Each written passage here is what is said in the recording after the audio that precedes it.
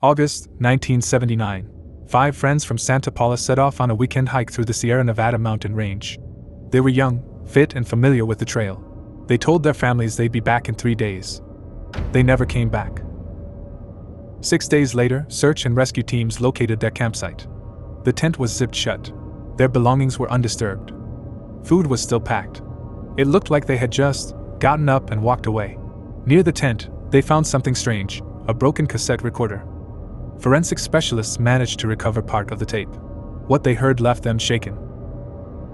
Their names were Tom, Luis, Scott, Jeremy, and Ed, all in their early 20s, all from Santa Paula, and friends since childhood. The Sierra Nevada wasn't new to them. These hikes were a tradition, something they'd done countless times before. Tom brought a cassette recorder with him, planning to keep an audio journal of the trip. That recorder, found broken near their empty tent, would later become the only real clue to what happened. Day 1. It's around 10 a.m. We hit the trail about half an hour ago. Weather's perfect. Louis says we'll make it to the river by lunchtime. Ed forgot his lighter again. It's 12:37. This time we set up camp a bit higher than usual. A new spot. None of us have been here before. It's cool though. Scott said the air even smells different up here. It's close to 2 a.m.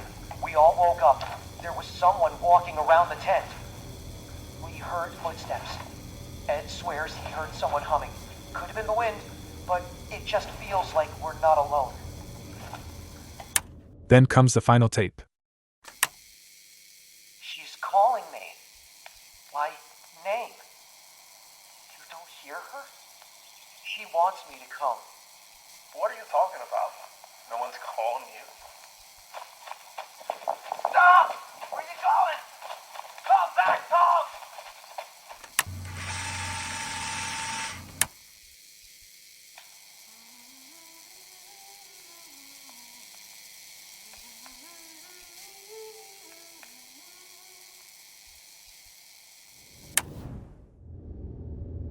Almost a year later, July 1980, a truck driver called in something strange.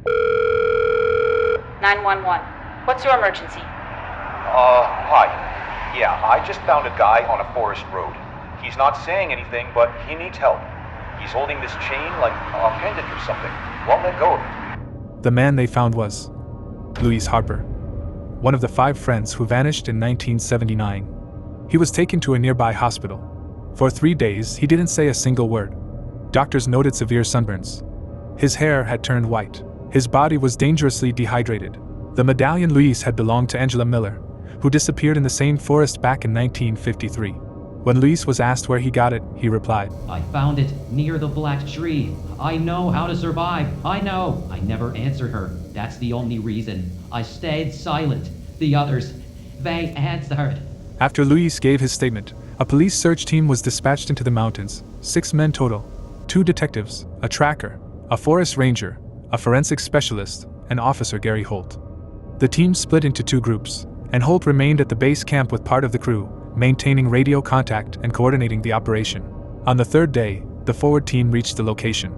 A slope near a narrow gorge, and there it was, a single tree, blackened and scorched, as if burned from the inside out, yet there was no trace of fire nearby, no ash, no charring on the ground. They first spotted a backpack hanging from a low branch, then a canteen, a bandana, a chain. The higher their eyes climbed, the more items they saw, and the older those items seemed to be. Hanging from one of the branches was Jeremy's sun hat, the one he always wore on hikes. Just above it, on another limb, fluttered Scott's torn plaid shirt, as if someone had carefully placed them there. At the base, tangled in the roots, they found a metal nameplate from a police uniform. The name on it, Gary Holt. All units respond. Officer Gary Holt is missing from base and isn't answering his radio. I repeat, Holt is missing. All teams return to base camp immediately. After Officer Gary Holt vanished, the case was quietly closed. The official report listed it as an accident during a rescue operation, and that was the end of it, at least on paper. A few months later, one of the search team members, Raymond Crawford, disappeared without a trace. When co-workers went to check his home, they found something in his garage, a large wall map. It was covered in pins. Each pin marked a location where someone had gone missing.